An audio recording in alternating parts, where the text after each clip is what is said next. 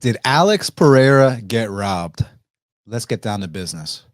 Welcome back to Half the Battle. I'm your host, as always, Daniel Levy, and Magomed Ankalaev just defeated Alex Pereira for the undisputed UFC light heavyweight title. Now, a lot of people are up in arms on X saying that Pereira got robbed, and to be the champ, you have to beat the champ, and all this stuff. And I think I have an opinion on what really happened, on who the correct winner is, and I have an answer on if Pereira got robbed or not. So let's get down to business.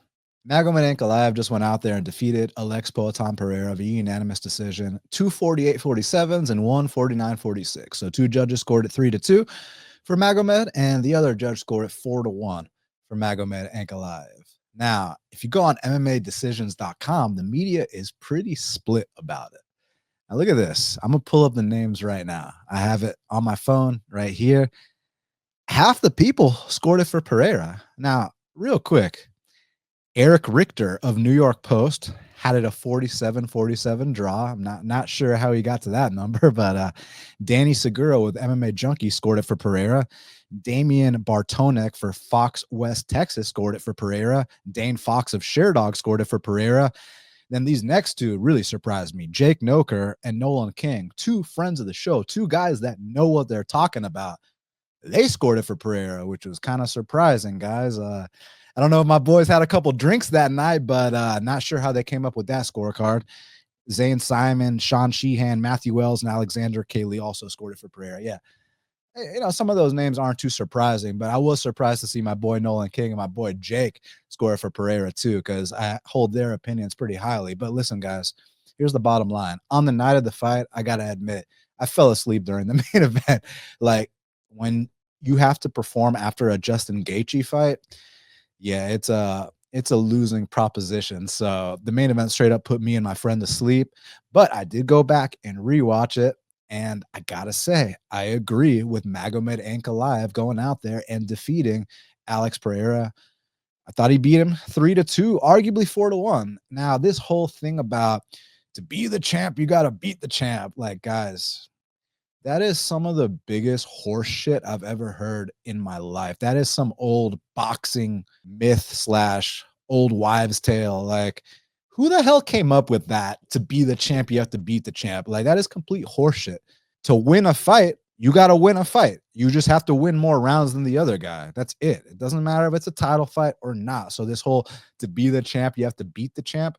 Like, you can beat the champ by a small margin. You don't have to go out there and dominate. Like, you can win by the slightest of margins and still win. A win is a win. So yeah, people saying that, it's like, dude, it's 2025 and you're still saying to be the champ, you got to beat the champ. Come on, man. Like, yeah, I think that is such an outdated way of viewing fights, and something that, like, I'm shocked people are still saying in 2025. Now, as far as what actually happened in the fight, listen, I think the only rounds you can make an argument for Pereira are the first and the fifth. That's it. The middle rounds, second, third, and fourth, you have to give to Magomed Ankalaev. And Magomed Ankalaev simply dragged Alex Pereira into the Ankalaev verse. He got him fighting at Ankalaev's pace. Ankalaev has a way of turning these fights into Magomed Ankalaev fights, and that's exactly what he did to Poatan. I think that Poatan was so confident that he was going to land the kill shot at some point, whether it was a left hook, a high kick, whatever the case may be, that he kind of fell into the trap of not letting his volume go, and he was just giving up round after round, waiting for that one perfect moment that never came. So it's like, if you have a sandwich, yeah, you give the bread to Pereira, the first and the fifth, but you give the meat and the cheese to Ankalaev, and that's just the bottom line. I thought that Ankalaev clearly won the middle rounds, deserves to hold the belt right now. Now, was it an exciting fight? No, it wasn't an exciting fight at all, but you need to put that stuff on the back burner and actually judge the fight for what truly happened. And what truly happened was that Magomed Ankalaev fought his fight. Listen, fundamentals win fights. Basics win fights. And that's exactly what Magomed did. Fought behind a good jab. Didn't do anything out the ordinary. Nothing crazy.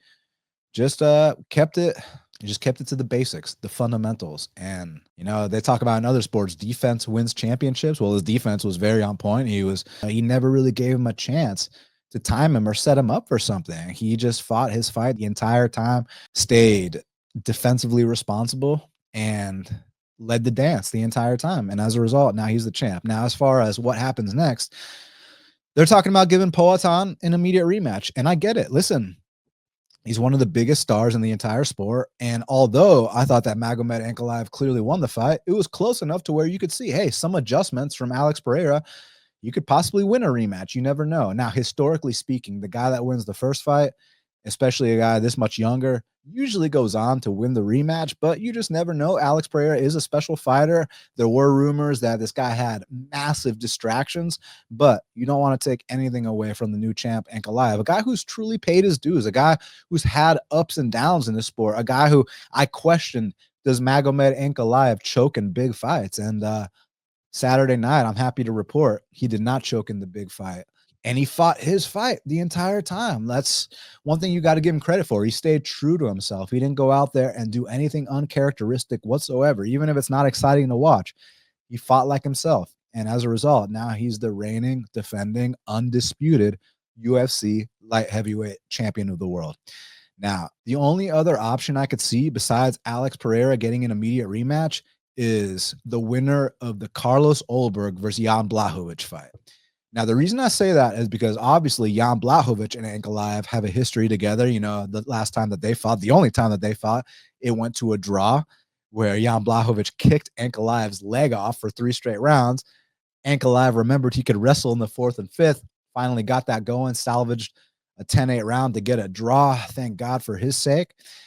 Now, if Ulberg comes out here and beats Jan Blachowicz, now you got some young blood. He's a guy that could potentially give Ankalaev some problems. So if they don't do the Pereira rematch, it's either the winner of it's got to be the winner of Jan Blachowicz versus Carlos Ulberg. Now, that being said, I think it's going to be the Pereira rematch, and I think it's going to happen later on this year.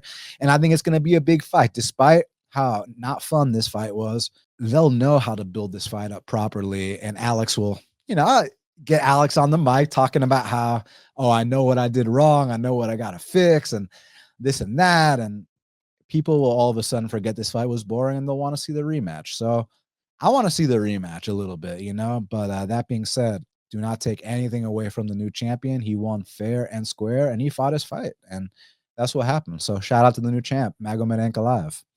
And again, the reason why I think it's either Alex Pereira or the winner of Jan Blachowicz and Carlos Ulberg is because the other options are Yuri Prohaska, who I think needs one more win before he gets another title shot. Jamal Hill, he's coming off 2 losses. He needs a win before he gets a title shot. Khalil Roundtree, he needs a win before he gets a title shot. So who else is there? That's why I'm saying it has to be Alex Pereira or the winner of Jan Blachowicz and Carlos Ulberg. What do y'all think? Who should be next for Magomed Ankalaev? And how did you score the Magomed Ankalaev versus Pereira fight? And do you agree with me that this whole to be the champ, you got to beat the champ bullshit is just that? A bunch of bullshit is literally what it is. Like people saying you have to beat him by a wide margin. No, you don't. You just have to win 3 of the 5 rounds and you win the fight. That's it. Like you score it round by round. Guys, this is not fucking corrupt ass boxing where, Tank Davis will clearly lose the fight and then they'll salvage him a draw. Like, guys, let's keep our sport, even though these judges are fucking horrendous. If you want to talk about someone that got robbed, Francis Marshall, now he got robbed. Okay. But people calling them the UFC judges, it's not the UFC judges, guys.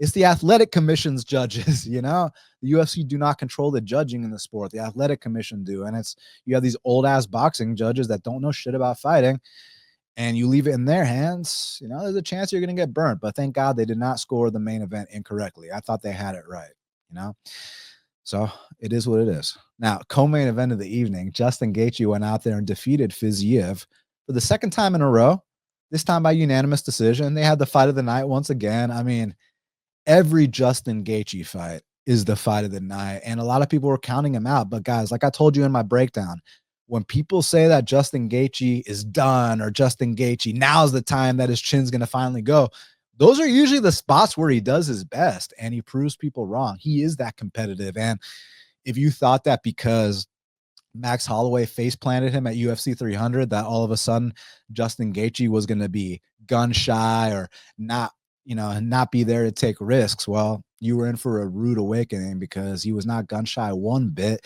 He went for it. He really wanted it. And this guy is a competitor through and through. You're going to really have to end Justin Gaethje to get him not to fight back. And boy, did he fight back. Now, as far as Fiziev, he definitely tried to conserve himself because, even in his prime, he was known for gassing out in fights because the guy's so fast twitch, the guy's so explosive, the guy's so fast.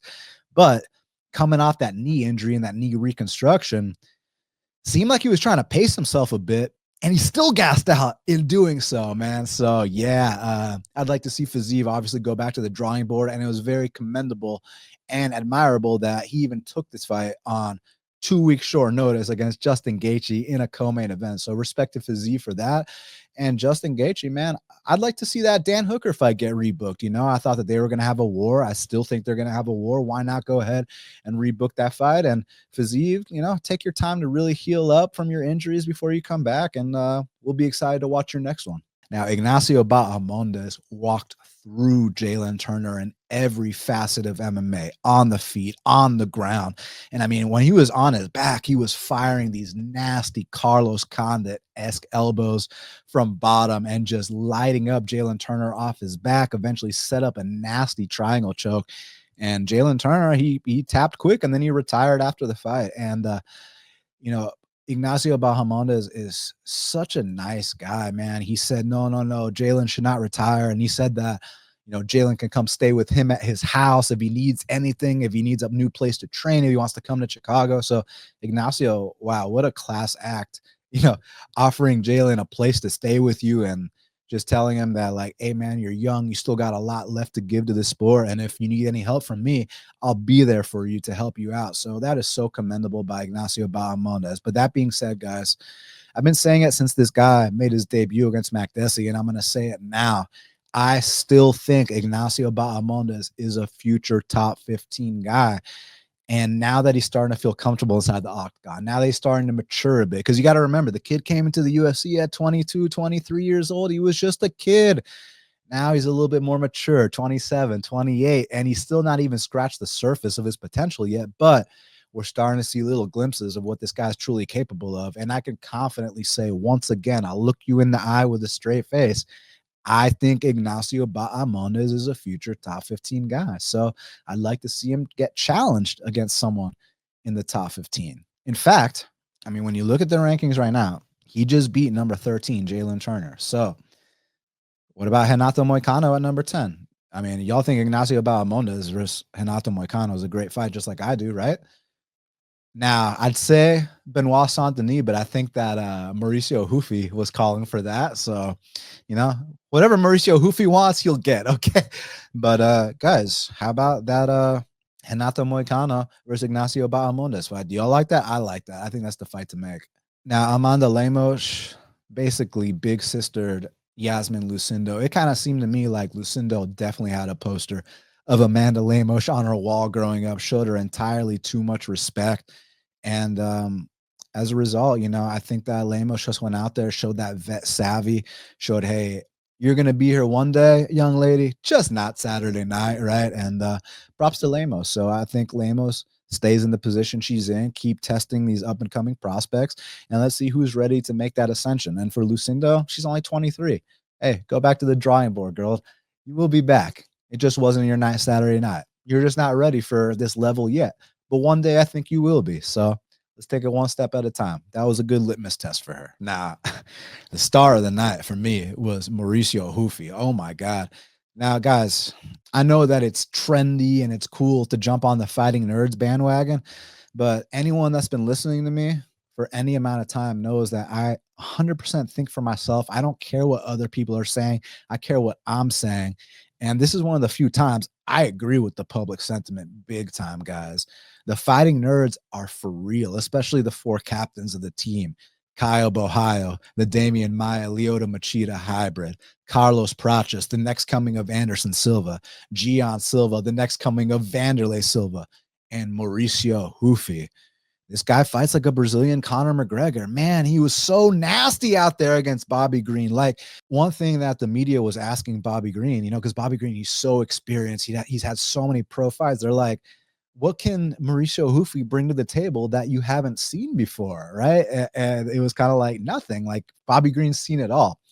Well, Saturday night, we found out that Bobby Green has not seen it all. And Mauricio Ruffy did bring something to the table that Bobby Green hasn't seen before. I've never seen Bobby Green get spin kick KO'd. And that's exactly what happened Saturday night. So I think Mauricio Ruffy is a serious talent. As far as I'm concerned, he's 3-0 with 3 knockouts in the UFC. But obviously, the Lon Top fight wasn't a knockout, but we've talked about this ad nauseum on Half the Battle, how firstly, that fight was an 165-pound catch weight instead of 155 because Lon Top took it on short notice. He couldn't make weight. So they give him 10 pounds extra. They do it at a catch weight. That already is going to add on to your durability. And then this kid, Lon Top, misses weight for the catch weight. So it's like he got floored against Mauricio Ruffy, but he was able to recover and survive because he had that extra weight. But man, I feel like him missing weight there robbed Mauricio Ruffy of an all-time knockout with that look away left hook that he hit on him. But Mauricio Ruffy just got himself an all-time knockout against Bobby Green with that spinning hook kick. Oh my God. That was devastating. And it's so cool to see a guy calling his shots, saying it's going to be a one-shot knockout, and just going out there and having the freedom to try such low percentage moves and high risk moves against seasoned vets like Bobby Green. Bobby Green's knocked out guys that are currently in the top 15 like Grant Dawson. Bobby Green's been in there with the current champion Islam Makhachev, and Mauricio Ruffy performed like a top 15 guy performs against Bobby Green. Now, he called out Beneil Dariush. He called out Benoit Saint-Denis. As far as I'm concerned, Mauricio Ruffy, whatever you want, you're going to get, kid, because you fight like that, you can have whatever you want. The world is yours, like they say in Scarface, man. So whatever you want, Ruffy, you're going to get, kid. And that's just the bottom line. You keep fighting like that, and you're going to get that push from the UFC. You're going to get a fight night main event. You're going to get those main card slots on the pay-per-view cards. And man, I cannot wait to see Mauricio Ruffy's progression, as he starts to step up in competition, which he will 100% do if he keeps getting results like this. And when you look at that gym, man, like I said, you're training with guys like Caio Borralho, you're training with Gene Silva, you're training with Carlos Prates. Like, iron truly sharpens iron, and these guys are just going to get themselves so much better. And every single guy on that list has top 5 potential and could potentially challenge for a title one day. So I am all aboard the Fighting Nerds. I am truly a believer in them. And I think that those 4 guys, the sky is truly the limit. And I cannot wait to see Gian Silva go out there and kill Bryce Mitchell. If Bryce Mitchell is not stiff twitching on the canvas, I'm not going to be satisfied. Now, Joshua Van put on a sprawl and brawl clinic against Ray Suruya. I was so impressed by that. And he's such a humble kid. Josh Van came out and said that, hey, guys, next time I'm going to do more. Like, to myself, I was like, dude, you literally put on a clinic in sprawl and brawl. You had a one-dimensional opponent who you knew exactly what he was going to do, but can you stop it? And boy, did he stop it, man. That sprawl looks so nice. When he did get taken down, he used his butterfly hooks to get back up to his feet. He had a nasty whizzer. And then when it's time to let his hands go, boy, does he let his hands go. And yeah, Josh Van is super impressive. And I think that this guy's got top 5 potential. I'm going to go ahead and say it right now. I've seen enough. Now I know how good Josh Van truly is. And I really think that this guy could be the Piotr Yan of the flyweight division. And I think he's got top 5 potential. So, I mean, I think you can go ahead and throw him in the mix with some really tough guys. He's already been fighting some really tough guys. Let's go get him a ranked opponent. Let's go rebook that Bruno Silva fight, man. And let's get Josh Van back in them rankings. So, yeah, I'm very, very impressed with Josh Van. And Ray Suruya, hey, kid, it was the first L of your career. I think he's going to bounce back. For a one-dimensional guy, the fact that he was able to survive all 3 rounds, he took his ass whooping like a man, nothing but respect. I think he's going to submit plenty of guys. And you got to remember, this was the first ever fight where both guys were born after the year 2000. So they're just kids. Give these guys a couple more years. And Josh Van, for sure, I see being in the top 15. I mean, excuse me, the top 5. And Ray Suruya, as long as he can round out his game a little bit, I think he's got a bright future too. Now, one of my favorite moments of the night was seeing the 5'8" Bruno the Hulk Ferreira go out there and armbar the 6'3" Armin Petrosian. Man, what a performance by Bruno Hulk Ferreira. Like, just to be 5'8" in the middleweight division, you listed at 5'10". Yeah, 5'10", my ass. This guy's 5'8". This guy could easily drop to 170 pounds. Well, I say easily. He's gonna have to put down the Brazilian barbecue to do that. But if he gets a little discipline, I think he can make it. But then again, when you're having results like this, who am I to tell you to drop a weight class? You're beating these guys that are 6'3". You're not just beating them, you're finishing them. And he went out there. Firstly, he rocked him on the feet. He had to overcome some adversity as well, because, you know, Armin Petrosian's a very, very skilled and seasoned kickboxer. But man, when Bruno Hulk Ferreira, also the victim of a couple low blows, you know, when he decided it was time to take Armin Petrosian down, he had a beautiful drive on his double leg takedown, gets him down, starts to take the back. He starts to slip off the back, and then he turns that into a nasty armbar, got an insta tap. Hey, I was massively impressed with Bruno Hulk Ferreira there, and I look forward to seeing his career progression and seeing him take on some more tough fights. And I mean, let's be honest, this guy's already knocked out Hobocop, and now he just beat Armin Petrosian. He's got some good wins, man. He really does have some good wins. Even that fight he lost against Abus Magomedov, that was a hell of a fight. So, yeah, I say keep putting this guy in tough fights, because win or lose, Bruno Hulk Ferreira always delivers the violence. Now, a very feel-good moment of the night was seeing Carlos Leal go out there and get his first official UFC win. I know a lot of people thought that he beat Renat Fakhretdinov, and he kind of got robbed a little bit there, but now he went out there against a seasoned vet, Morano, a guy who's had over 20 UFC fights, and he put him out in the first round. And shout out to Morano swinging back, you know, going out on a shield like a true warrior. But the night belonged to Carlos Leal, and you could just see the relief on his face. And man, he really made um, you know, after he got robbed against Fakhretdinov, he made a post that really resonated with me. He said, I beat my opponent. I just couldn't beat the judges. I was like, damn, that's fucking serious. And it just felt good to see him go out there. A guy who's so seasoned, a guy that's paid his dues outside the UFC, fought the best of the best outside the UFC. Hey kid, now you're in the big show, winning fights. And you know that it had to have felt really good to get that off the bucket list. And I mean, listen, guys, I don't think we need to bullshit. I think Carlos Leal, if you want to put him in with top 15 guys right now, I think he's ready. I think he's ready for the top 15 already. I mean, he's seasoned enough. What else does he have to do? So I think his two UFC performances have proven that you can go ahead and match up Carlos Leal with anybody in the welterweight division, and he's going to go out there and fight his balls off. So I'm a big fan of Carlos Leal, and I can't wait to see what he does next.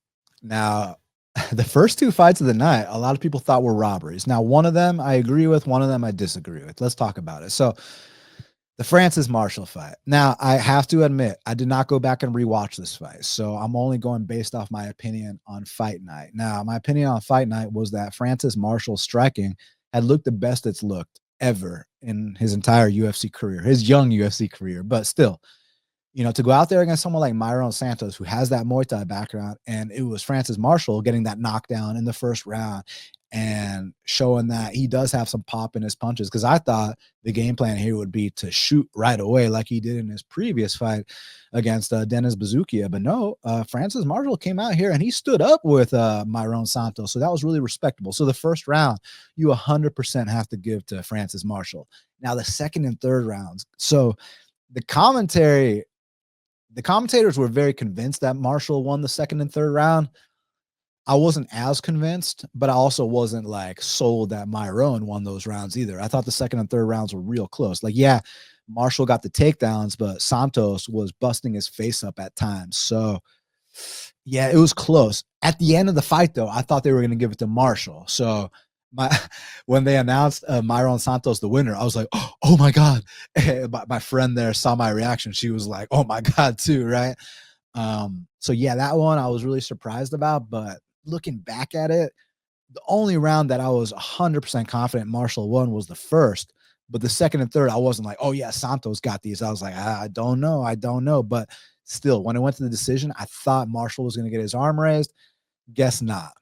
But the first fight of the night between Deordan Santos and Ozzy Diaz, I saw a lot of people calling that a robbery. So first round clearly for Deordan Santos, third round clearly for Ozzy Diaz. All comes down to that second round. That was the swing round. Now, everybody online says that Deordan Santos for sure won that second round. My friend I was watching with, she said she thought Deordan Santos won the second round.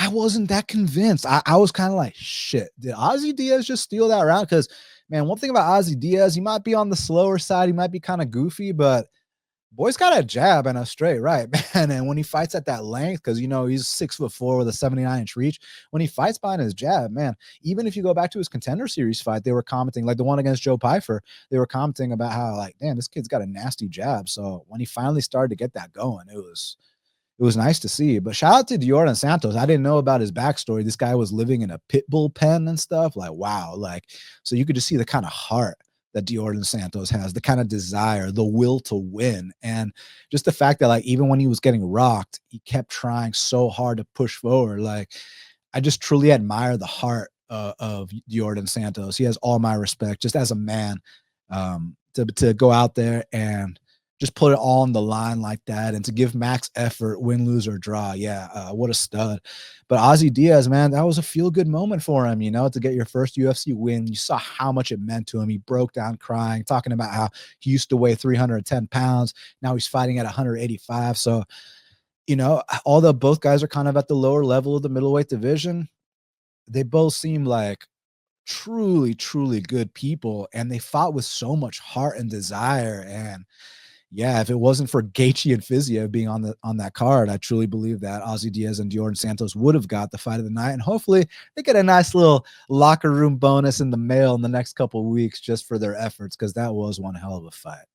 Well, guys, I want y'all's opinion. So later on this week, I'm gonna break down the UFC Vegas 104 card with Vitorian Dolidze, the rematch, Elizio Zaleski and Chitty. Who do y'all want to see me break down the fight with? Let me know. Who do y'all want to see as a guest to break down that fight card with me? And also, I'm looking for some new sponsors. So if you're interested in sponsoring Half the Battle, get at me at Best Fight Picks on Twitter, at Half the Battle Pod on Instagram. Just message me and I will respond. So let me know your comments below. Did y'all think Alex Pereira got robbed, or did you think the decision was justified like I did?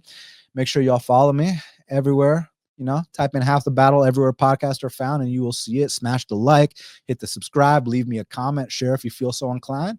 And until the next time, let's cash these bets.